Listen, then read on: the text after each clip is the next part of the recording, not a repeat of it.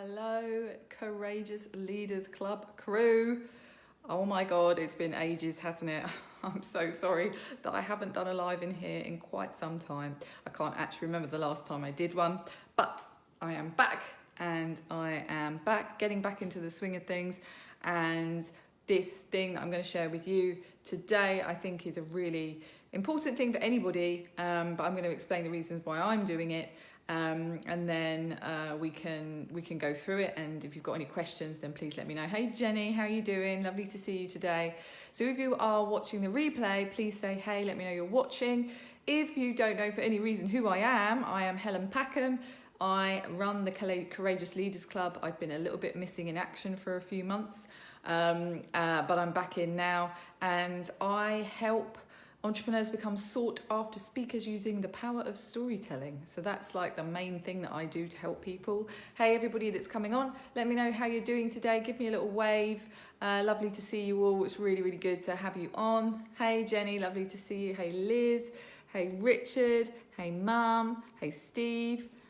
Give us a shout. Tell us how you're doing today on this sunny Monday day at the end of July. So I am going to get stuck in straight away and explain to you what I'm talking about here. So if you probably do know, because I posted in here and I've talked about it a little bit on social media, I lost my dad in May. And when something like that happens, you don't know how it's going to affect you. But yet, when you're still running a business, it's very difficult to not show up. You've got to show up in some way. You've got to be visible. And the thing is, it's difficult because when you're, grieving and going through that process, you don't want to be visible. You don't want to speak to anybody. You don't want to face anything. You don't want to deal with anything. Hey, Steve. Hey, Rachel. Lovely to see you. And you just rather wouldn't show up at all. But the thing is, can't do that. Can't do that when you're running a business, when you're running your own business, and you have to be visible. But of course, you've got to look after yourself, and you've got to sort of limit as much as possible. And I guess all I did was I did the bare minimum I could over that time. And I think for me, certainly, actually my conference, Entrepreneurial Leaders Live, actually came at quite a good time. My dad died at the end of May, and then 3 weeks later we had his funeral, and then a week after that we had Entrepreneurial Leaders Live. Now a lot of people were like, gosh, that's too soon. I actually did think about cancelling it because I thought, how the hell am I gonna how the hell am I gonna pull this off? Because I just don't want to face the world. So how am I gonna do this? But my amazing event manager Liz and we had a crisis meeting about a week before, like just after my dad's funeral. We had a crisis meeting and we were like, okay, we're going to do this, and it went ahead. And I'm so glad that I made that decision to do that. Thank you, Nikki, and so were you, because it pulled me out of my grief a little bit. And a lot of people say, grief works in different ways. Grief works in different ways for different people, and I've certainly noticed it's a moving beast, right? So when my dad before he passed, I was grieving then because of the nature of his illness, and then after he died, obviously I was very, very sad. But then EL Live sort of pulled me out of that, and I was able to really focus, and it was actually a really, really good thing. But what's happened since then is I've noticed it's manifesting itself in different ways. And this can be the same for anybody. So you don't have to have lost someone. It could be that you're going through a hard time, you're finding things difficult, something's happened, maybe there's quite a few life challenges going on, maybe you are, struggling in certain ways. It doesn't have to be that you've lost someone. You could just be struggling. And what happens when we do that is we distract. Distraction is the easiest thing for us to move away from our feelings and to not sit in our feelings and not deal with our feelings. And of course, I am the master of distraction, avoidance and distraction. Those are my default go-to mechanisms. Hey Jane, hey Kelly, how you doing? Hey Laura, lovely to see you all this morning. So that's what I started to do. So I thought, well, I've gone through some of the big chunk of my grieving, and EL Live really sort of boosted me back up again. So actually, I don't want to feel sad anymore. I don't want to feel sad. I've cried too much. I've cried enough. Of course, I love my dad with all my heart. He's still very much present in my house, around me, all the time. I'm not forgetting him, but I just didn't want to feel sad anymore. So I did things to distract away from that because I didn't want to feel sad. But of course, doing that, then the unhealthy habits creep in. And this can be, depending on who you are, what it is, it really can be different. But, it could be, using other things as a distraction like Netflix. It could be getting obsessed with social media. I was actually the opposite with that. I didn't get obsessed with social media at all. I just didn't want to be on social media. It could be eating. I started comfort eating again, like big time, like real rubbish, things like that. Lots of different things like self-sabotaging type behaviours. And that's how it started manifesting itself afterwards. But the great thing is that, so for a year now, don't you remember last year I embarked on Project Helen, and I invited, around this time, I invited you all in this Courageous Leaders Club to actually start your own project. And it's almost like I'm a course correcting again. So we can always slip off our path. We can be on our path, then something happens and we just slip back into the well-worn habits, the well-worn limiting beliefs, the sabotaging behaviours. But we've got the power to pull it back on to the right path again. And I feel that's what I'm really doing. So yesterday I just sat down and I thought, what is it that I need to move away from? And what is it that I need to move towards in order for me to enjoy the summer holidays with my children, be able to show up consistently with my work and be okay with that, look after myself and feel nourished, and just move towards myself rather than towards distractions. So that's why I've come up with this right path plan, and I'm going to go through it with you. Hey Jane, hey Lynn, lovely to see you. I'm going to go through it with you now. If you've got any questions about it, please let me know. But also I'd like to know, where are you at with this? Do you need course correcting at the moment? Have you slipped off your path for whatever reason? Something's triggered you, something's happened, you're going through a tricky patch, whatever it might be, you're just generally exhausted with all the plates you're spinning. Whereabouts are you, and would something like this be beneficial for you? Because the thing that I'm sharing with you now is all about accountability. So the reason why I'm sharing it is because I want to stay accountable, and I want to help other people be accountable with it as well. So here is what this right path plan is. It's all designed to keep you on the right path. So you're focusing on the right things and you're not focusing on the wrong things, and you're doing things that give you energy and joy and relaxation and chill. That's what we want, like in the summer holidays. If you've got children, it's a busy time, there's lots going on, but you want to be able to enjoy it, don't you? So this is why I've come up with this. So there are 5 points to the plan that you complete every day, and you complete one action under each of the 5 points every day. And I'm going to go through what they are and why they're important. All right. And please, if you've got any questions about this, if you've got any thoughts, tips, advice, you want to add anything to it, please let me know, because this is just what I've come up with that's going to help me. Hey, Jill. So the first thing is you put in your phone all of the dates in the notes section of your phone, all of the dates leading up to the end of August. So from today right up to the end of August, you put all the dates in your phone on the notes page. Then you put these 5 things on under each of those days. You can just copy and paste. I've done that. So every day I'm going to go in and record what I'm doing to hold myself accountable. I've also got a buddy, that one of my friends, Catherine, who I've told her about this. She's going to be doing it as well. And we're going to check in with each other to make sure that we are staying on the right path. Okay. Course correcting has been a regular feature of my recent chapters. So necessary. It's how I prevent overwhelm. So I'm excited to hear how you do it. Awesome. Exactly. Overwhelm. Another thing for me. Recently, I get overwhelmed very easily, because of the emotional roller coaster I've been on, and so therefore I get overwhelmed with anything that's too far in the future, or dates or things like that. So this is really, really, really helpful. So the first point on the right path plan is one self-care activity. So every day you complete one self-care activity. This isn't rocket science, is it? We all know this, but yet how many times are we prioritized when we say, I'm going to do that today, and then we go, oh, I didn't do it today, I'll do it tomorrow. This makes sure you do something every single day, because I call it the haven within yourself. So if we're being distracted, or we're looking outside ourselves for satisfaction or comfort or whatever it is that we're looking for, then we're missing where we can actually find that, and that's within ourselves. We can find a haven within ourselves when all around us seems crazy. So this one self-care activity is whatever it looks like to you. It doesn't, it's going to be different things for different people. So things that will help me are doing some yoga, doing some reading, doing some meditation, maybe treating myself to a little bit of something, like a little bit of dark chocolate or some, not like eating a whole damn box or a whole damn cake, which is what I was doing.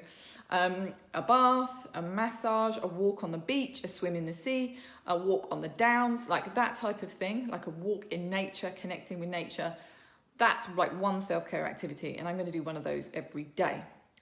Also, another thing could be, because with this thing, it's distraction is okay if it's the right type of distraction for that particular activity. So it might be a favorite TV program that, you just want to chill and you just want to, that will help you to take care of yourself just by chilling out and watching a TV program.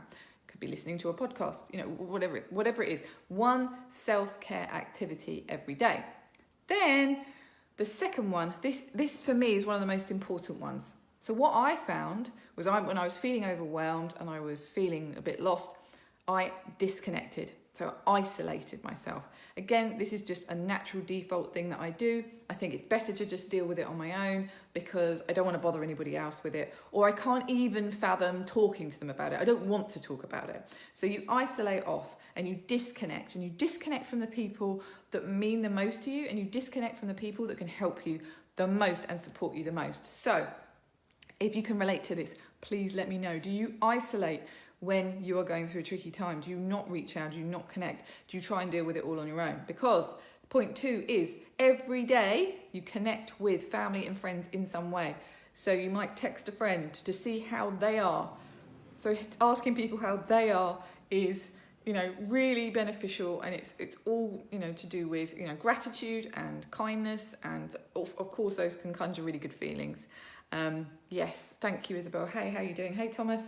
So connecting is really, really important. This has been the most important thing for me, to connect, to actually reach out, not to ask for help, because I find it difficult to ask for help. It's not that it's just something that's not natural to me. So what I'd rather do is just send a message to someone saying, how are you? Or thank you for this. And then that opens up a conversation. And it's not like I'm fishing, it's just, it feels better for me to connect with them and say, how are you getting on? How are you doing? So I've started to do this, and it's things like, it could be a call, it could be a text, it could be an email, could be a cup of tea, spending time with your family, texting your friends, calling those people that really are there for you, and that love you and care about you, and maybe spending less time speaking to or thinking about people that don't. Really those people that are there for you and love you very much. Connect with them, ask them how they're doing. Ask them how their day's going. Have a laugh with your friends. Have fun with your kids. I'm really very much, the summer holidays is just going to be about fun and connection with my children. And, it's that connection I truly believe is the antidote. It's an antidote. If we're isolating ourselves, we aren't healing. But if we're connecting with people, then we are. So every day, and yesterday I literally reeled off a load of people that I text and that I spoke to. And actually it felt really good to know that I'd connected with people, and I had some great conversations as a result of that. So that's number 2. Number 3, show up. Now, so obviously I was saying that showing up, I find it hard. Now, I help people to communicate things online and offline. So I help people to show up. And so when I'm not feeling like I want to, I feel a bit, it's tricky. But of course, we can't always be what we're preaching, can we? Sometimes you're going through tough stuff. And I really just didn't want to be visible at all. But it's important. And you know what? It's like connection, because the more you show up, the better it feels, the more traction you make, the more connections you make, and the more results you get. Okay, so if you are feeling like I have been, in that you really just don't want to show up, it might be that something's blocking you, your energy's blocking you, maybe your confidence is blocking you, you don't know what to say, you'd rather say nothing, but you know that you need to show up in order to reach the right people, in order to get the clients, what are you saying here, Jenny? Oh, you can relate to that, Kelly, can you? Sometimes the perception of slipping off the path and choosing to realign is all part of being on the path. Important not to judge, but as you say, feel, allow, acknowledge, breathe, and create spaciousness around your experience, as to allow room for the divine intervention to intervene in ourselves to become grounded and move from inspiration and connection rather than feeling driven or anxious overwhelm. That's great, Jenny. Thank you for sharing that. You're right. You know, it's not saying that going off the path is wrong. It's part of the journey. But it's about being aware of that and being aware when that happens and doing the right things to reconnect with yourself and so that you can come back. Yeah, I love the way that you've described that. Thank you. Hey, Thomas. So show up. So for your clients, show up for your clients. Show up on a social platform with your colleagues, with your collaborators, with potential decision makers. You know, who can you reach out to? Who can you? It's all about connection. Who can you tell somebody that you're interested in something? You know, literally, because again, I wasn't doing this. I wasn't pitching for speaking gigs. I wasn't putting myself out there really. I wasn't, you know, I really wasn't doing that because I wasn't in the right headspace. But now, literally, since I started getting back into gear last week, I've pitched for 2 speaking gigs that potentially could come off, like, you know, this week could come off. So it's just so important to show up. Okay, so it's not just about showing up online. It's showing up. It's being present for your colleagues, for your clients, for your followers, for potential clients, for potential speaking gigs, you know, whatever it is that you're going for, and show up. Make the ask. Danusia Melina Durbin did a fantastic talk at EL Live, and it was all about being brazen and making the ask. And that's what I think about now. Am I making the ask? You've got to make the ask. You've got to be in it to win it if you want these things to happen. So every day you show up in some way so that you know that you've taken a step forward. Positive, visible action. What are you saying, Chris? It's all part of the journey, and learning the lessons from it usually means great transformation is happening. Absolutely. Yes, I love that. So we've had one self-care activity. We've had connect with family and friends, and we've had show up. The next one is self-nourish. So another thing that I was doing was sabotaging with like unhealthy food.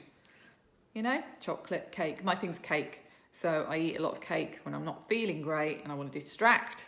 Oh, I'll eat some cake. You know, that's just what we do.